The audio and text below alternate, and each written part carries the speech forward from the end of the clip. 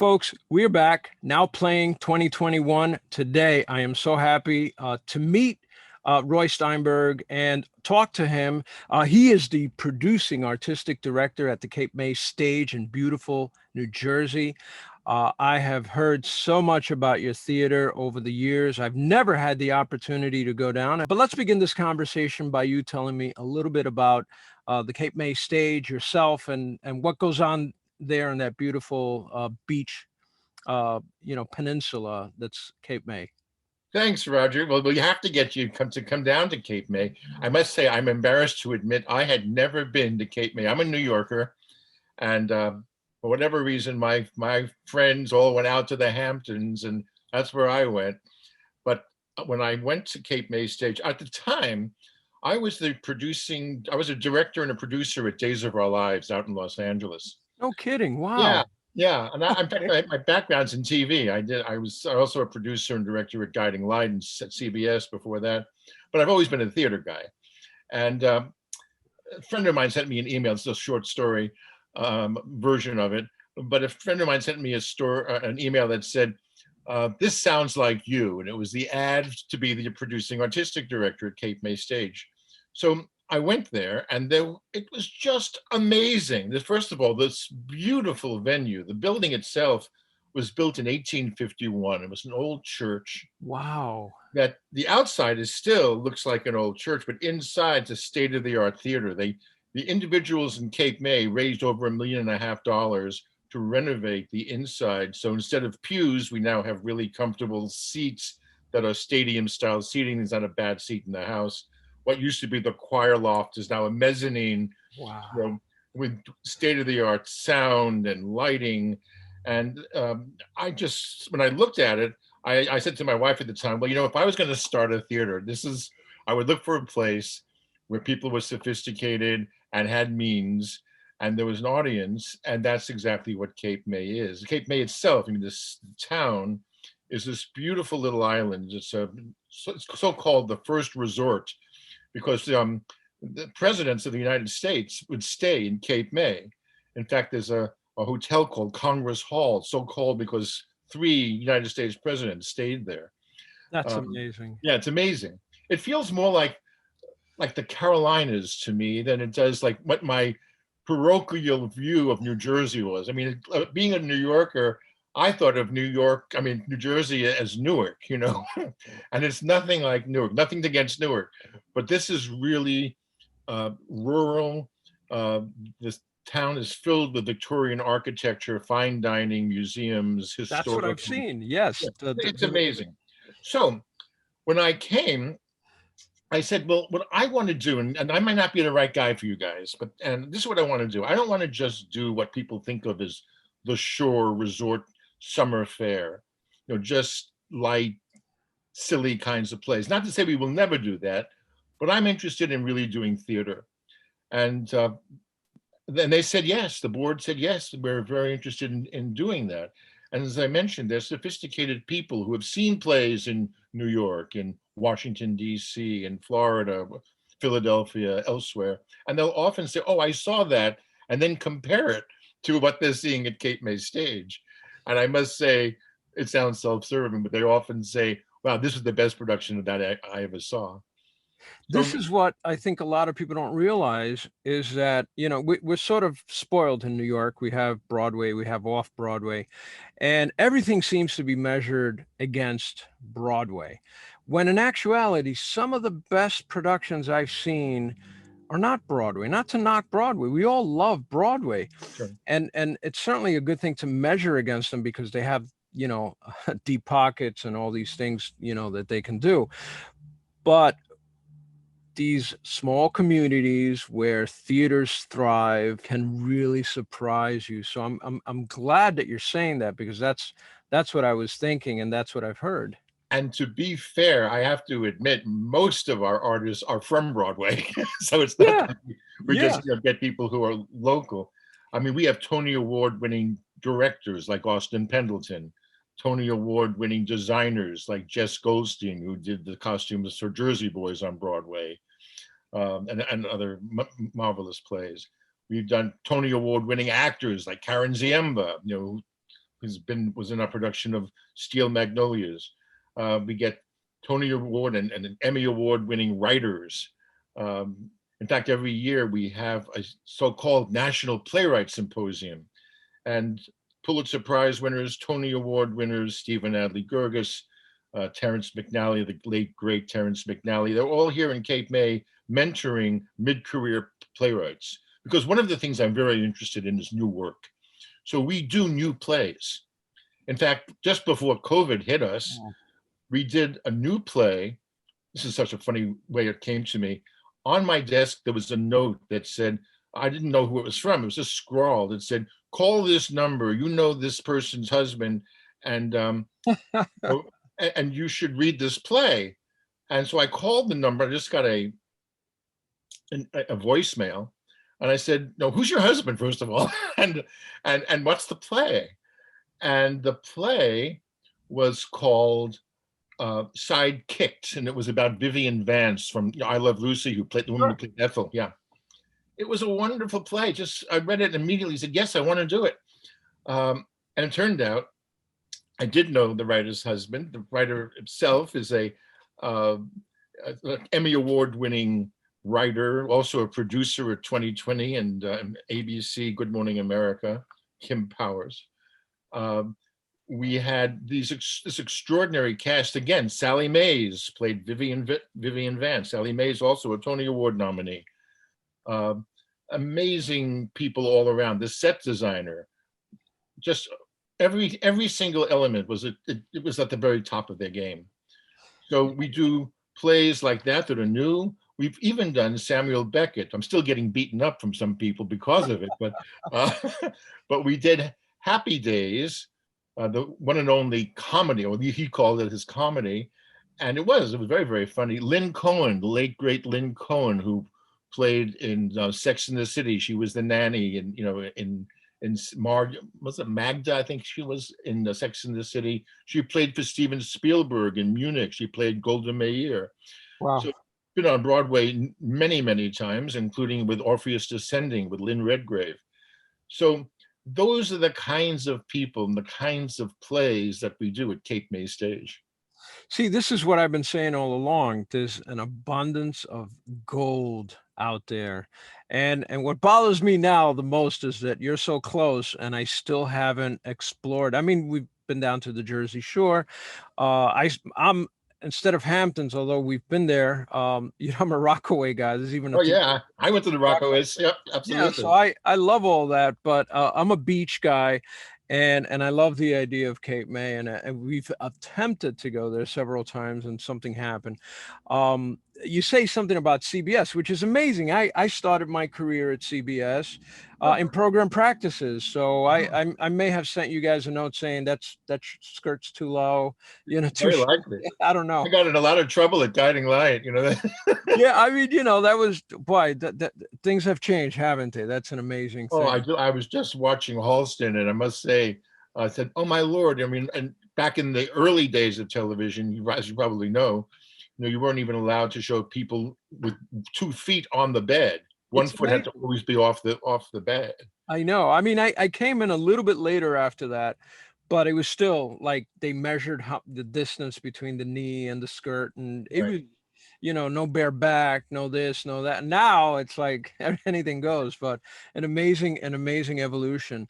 Now, the theater itself, I'd love that you bring new playwrights and give them an opportunity to work with, that sort of award-winning talent. I know Austin. I interviewed him. I guess it was right before the pandemic. He's a sweet, sweet man, and incredibly hardworking and talented. So we have also that in common. Now, tell me about the season itself, because are you a summer theater, or do you produce all year round? We play all the way. This year we're going, because of COVID, we're planning to open July 1st with a one-person play called Anne, about Anne Richards, the former Texas governor. Sure. Oh, okay. Yeah, and I take it. It's a wonderful play. Deals with somebody who was fighting for social justice back then. Mm-hmm. So it's very, very current. It was written by Holland Taylor, and she did it at the Vivian Beaumont Theater in New York at Lincoln Center. And the actress that we have is a favorite actress in Cape May, Kate Hathaway, Kate Macaulay Hathaway. And Kate Hathaway has, well, first of all, her family has been coming here for years and years and years. So she's a local favorite. As soon as people hear she's in it, we are sold out. so Great, so great. so it's a great, as a producer, it's a terrific casting move. And the woman who's directing it is Marlena Lustig. And so this first play is an all-female crew, the stage manager, the writer, the actor, some of the designers. So we're very happy about bringing in that sensibility as well. But we play all the way through Christmas, to answer your question. That's amazing. How many shows do you do? Normally we do 6 to 7 plays a year. This year we're going to be doing 3, partly because, again, of COVID. We want to make sure if we are being asked to do social distancing, which I think we very likely will, Right. we'll only have half a house that we can sell. So the runs are a little bit longer. We'll do Anne for all of July and all of August. And then September and October, we're doing a Neil Simon play. I just think people are going to need to laugh and escape from this last year and a half. So we're doing a new version, in this sense, a new version of Last of the Red Hot Lovers. It's a play that is written to have 3 women, this middle-aged guy having 3 women he's trying to have an affair with. We're casting the same actress, playing all 3 parts with wigs and padding and various different looks, partly making this artistic statement that he goes out with the same woman over and over and over again. That's great. But also from a purely practical and COVID-related reason, the fewer people we have, the better in terms of just being safe. And in this case, we have a couple, in real life couple, Andy Prosky, who has worked with us many times before. His father was the great Tony Award-winning actor, Robert Prosky.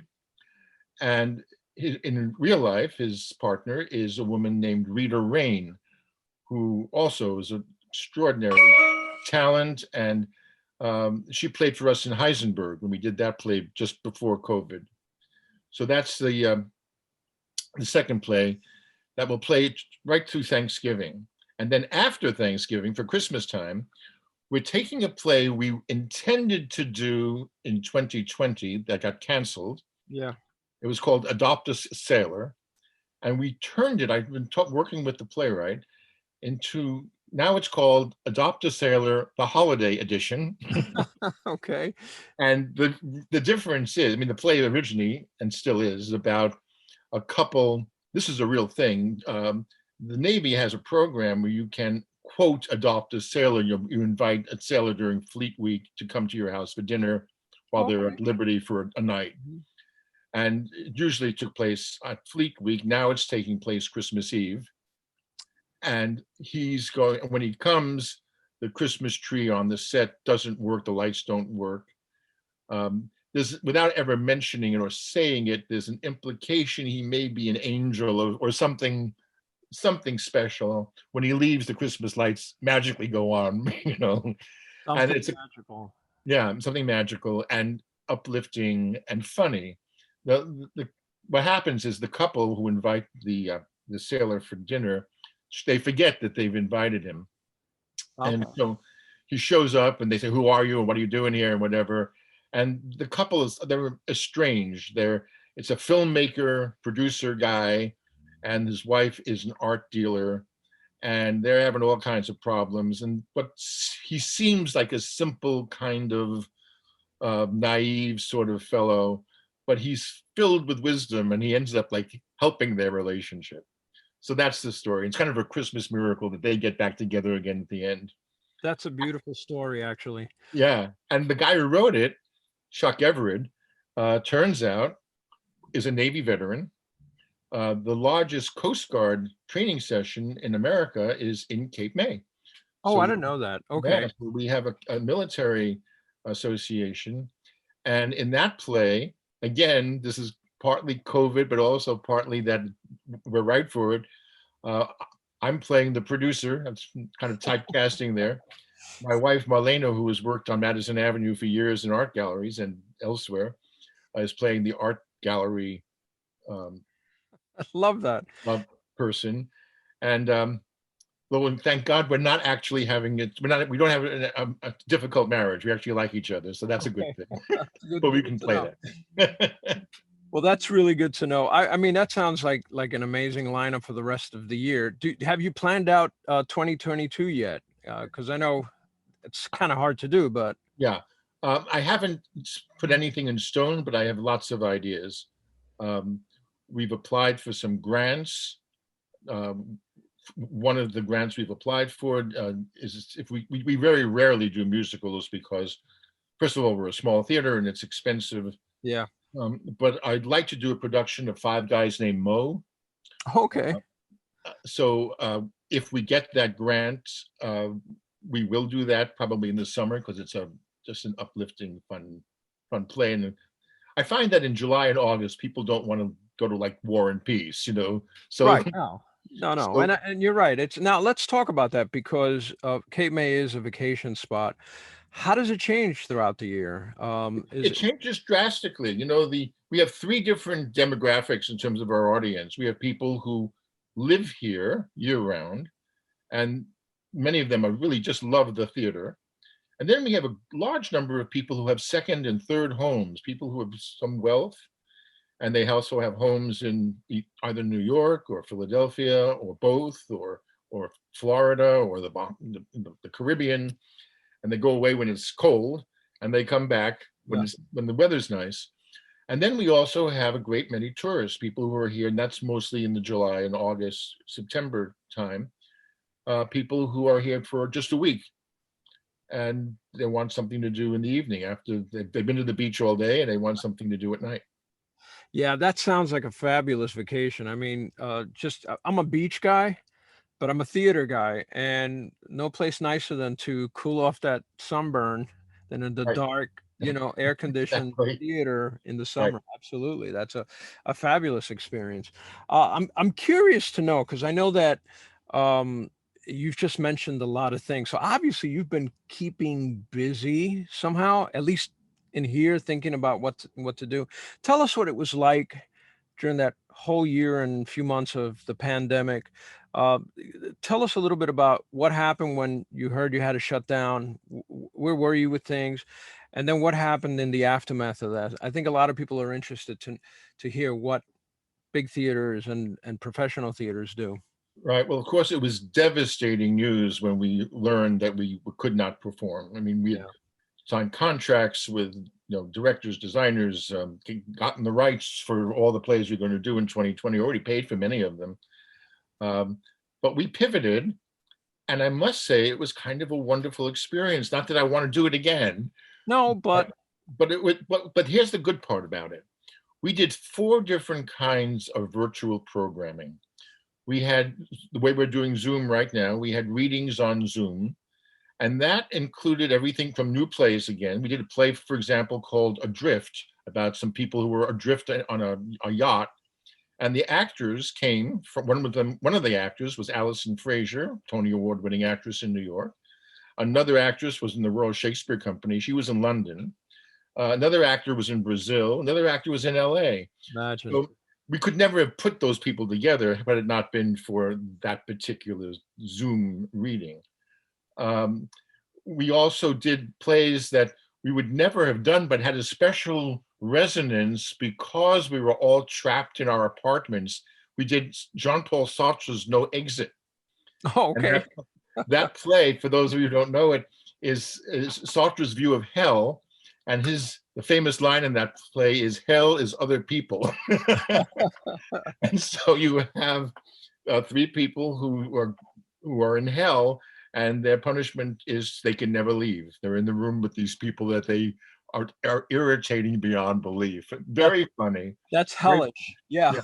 Yeah. So we did that, but in addition to that, I also, the way you're interviewing me, I interviewed historians and people who were the heads of other not-for-profit corporations, some well-known actors, the head of Black Theater United, Shelley Williams. I brought in people who lectured us. It wasn't me designing, interviewing them, but just designers. What does a sound designer do? People rarely even think about that, or a costume designer. The things that you never dream about, like for example, costumes. Okay, it's what they're wearing, but do you ever think about if your character is going to get killed and they have blood? How do you get the blood out every night and then Yeah. have to wash and be okay the next day for the next performance? So she talked about secret recipes for blood and quick changes and breakaways and the set designers and directors. I talked a little bit about casting. I was also the person who shot all the screen tests on all the soap operas I've worked on. Is that right? Yeah. Wow. Okay. So I gave a little insight into what that was like, and then in addition to all of that, we would create just for Cape May Stage these world-class cabaret artists, people like Jared Spector, Ann Hampton Calloway, who would come in and do a concert. And it wasn't just something they had done, generically for anybody. It was specifically for Cape May, and many of them had already been in Cape May, so they could reference their favorite restaurant or somebody that they'd met before, and it was great fun. That was the only thing that actually cost money. The others were all free, and we won from BroadwayWorld.com the best virtual programming in 2020 for the entire state of New Jersey. That's incredible. So you stayed busy, which is what I preach, and I say that, I know it was that little shocking moment, a month, 2 months where you're like, when is this going to end? How's it going to end? But then I think a lot of people either, just hid under a rock, or they said, you know what, we got to keep going. I have several shows in development, and we just kept going. I have several projects that we've been working on, and so we used that time. And you're right. As bad as this experience has been, there has been some silver linings that a lot of folks and a lot of creative folks have taken advantage of. So that's incredible. And congratulations on that Broadway World Award. That says a lot about, all the good work you're doing. Let's talk about, you're in this development mode. You're keeping busy. You're doing Zooms and concerts and virtual productions. At what point did you say, okay, now we have to shift back to live, which is happening July 1st? But more importantly, not only that, but not just shifting back to live. Are you planning on doing more than live? Are you planning on keeping some of the virtual, offerings that you created during the pandemic? What's the immediate future look like for Cape May Stage? Yes, we are. We're planning to do some of the virtual stuff. I always had this idea, but never got around to it. There is Cape May has such an interesting population, the people I mentioned earlier. But in addition to that, you have these, very often we would have people from Eastern Europe. They would be on these special visas, and they would come in from Romania, from Lithuania, Russia itself, and they would come in, and they were the waiters, and they were the maids at the hotels, and they would get a big chunk of change and then go back to Latvia or wherever they were from. And then in addition to that, we have a group of the people who have second and third homes. And then Cape May is also a real fishing town, not just for tourists, but it's an industrial fishing village. And so we have, in fact, most of the scallops that you get all over the East Coast, even in places that you would think, oh, the scallops must come from Florida, most of them come from Cape May. I did not know that. That's great to know. Okay. So they go out on these commercial fishing boats, and they come back. We have shrimp from North Carolina, and scallops from Cape May, and we have local oysters called Cape May salts. So I thought, wouldn't it be interesting to interview a fisherman, a person from Eastern Europe, somebody this is their third or fourth home, somebody who's local and his family has been here for generations, and do all of that on Zoom. And so to continue some virtual program. That's really an amazing thing. And again, utilizing that time effectively and utilizing that time to create positive vibes and positive things. It sounds like if there is a local tourism office at Cape May, um, they should be thanking you because you're doing all these wonderful things. I mean, now I'm thinking seafood, theater, beach. You're talking about people coming from all over the world to visit Cape May and work and enjoy the the town. But what about building an audience from all over the world that can also eventually want to come to Cape May? It seems like there's an opportunity there. Yes, there is. In fact, this last year in 2020, somebody who I didn't know, but has since become a friend, wrote a play called Grave Diggers. And during COVID, there's these two guys who were digging a grave. Um, One was progressive politically, the other was more conservative. And we did a kind of a streaming version of it. It then became he rewrote it as a radio play, Oh, and it was broadcast on National Public Radio. So NPR did wow. a version of it. I ironically played the conservative guy because I'm not a Trump supporter. For those of you who are out there watching this, I'm so sorry, but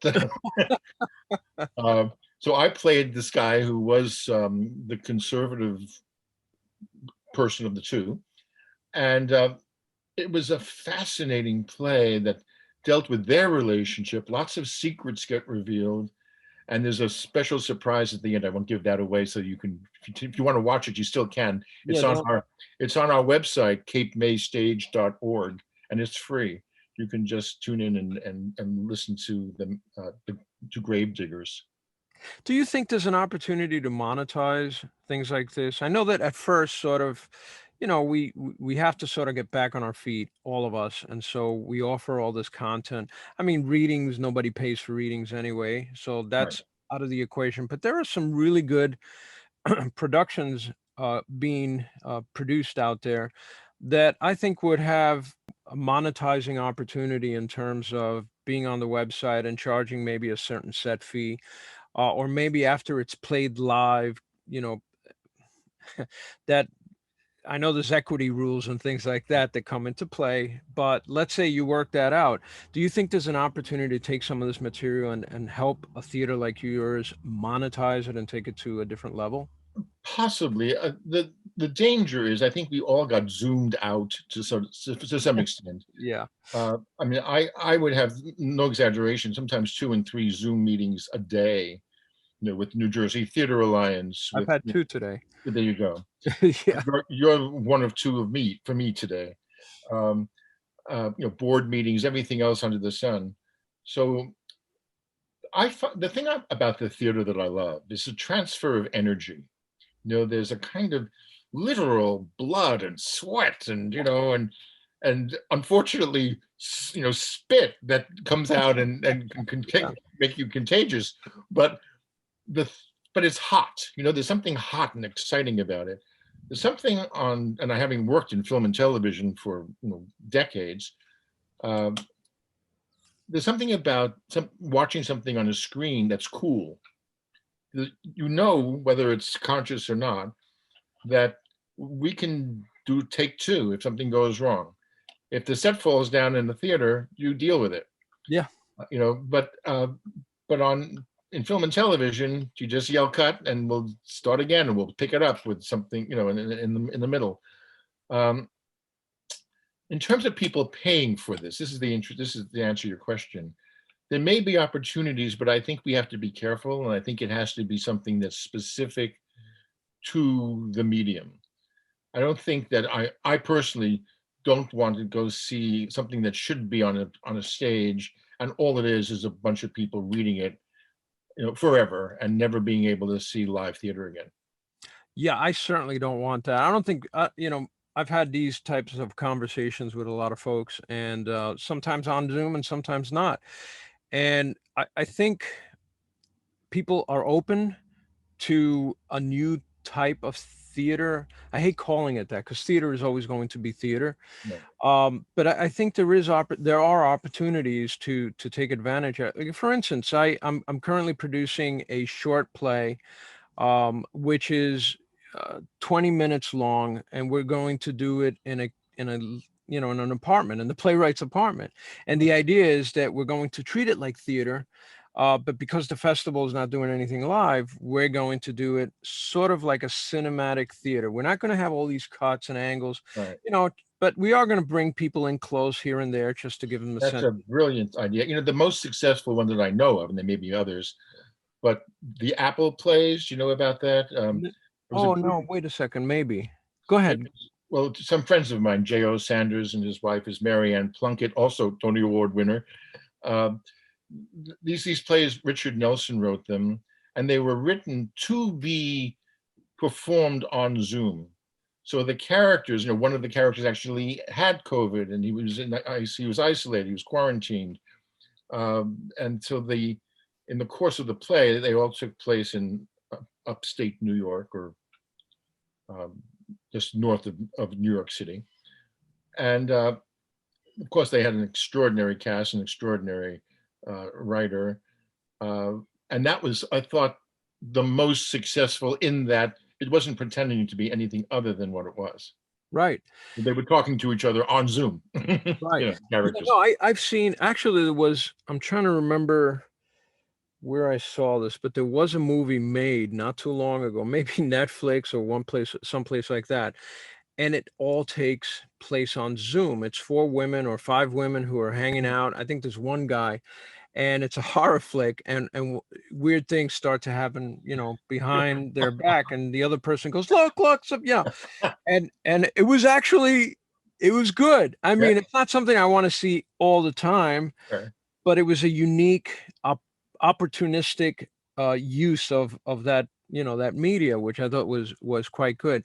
I think when people try to replace theater, or say that this is going to replace it this way, or then I think you fall into that trap. I'm glad that you're saying that, because I think you would, have some fun with that too. Sure. I know I am. I was, I've produced tons of off and independent theater and things like that. And I gotta say, it's quite a lot of fun to take an idea and just put a camera in front of it and submit it to a festival. I'm not saying I don't ever want to see it on stage, but there's it's different creative juices, and so from my end, it's making things a little bit more interesting. I'm curious to know, specifically, if you can share this, what kind of protocols are you planning in terms of the actual production? I know a small cast is one, which makes sense, but maybe you can share some of the New Jersey state laws on protocols. The number, I know in New York, I think it's up to 75 capacity by the fall. I don't know if that's in place now, but what kind of protocols do you folks intend to use for both the cast, crew, and the audience? Well, starting with the audience, whether or not the government uh, forces us to, we intend to ask our audience to wear masks. Yeah.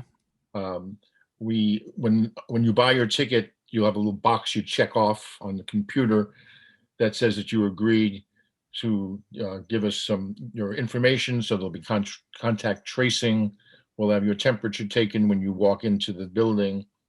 We'll have hand sanitizers throughout the building. There'll be social distancing signs. So even if you use the restroom, they'll tell you where to stand so that you're not on top of each other. Right. Um, this is from Actors Equity. We have already spent a lot of money bringing in experts in airflow, air conditioning, heating, HVAC, and had tests done and gotten state-of-the-art filters. And in addition to that, we have a COVID safety officer, so-called, and that person will be backstage. They'll be the very first to arrive. So when the stage manager arrives, they'll have their temperature taken. They'll be sure that all props are sanitized. Anything, hair, wigs, costumes will all be sanitized before the actor even arrives. That's And amazing. I'd never heard of that. Okay. yeah, well, that's actually an equity.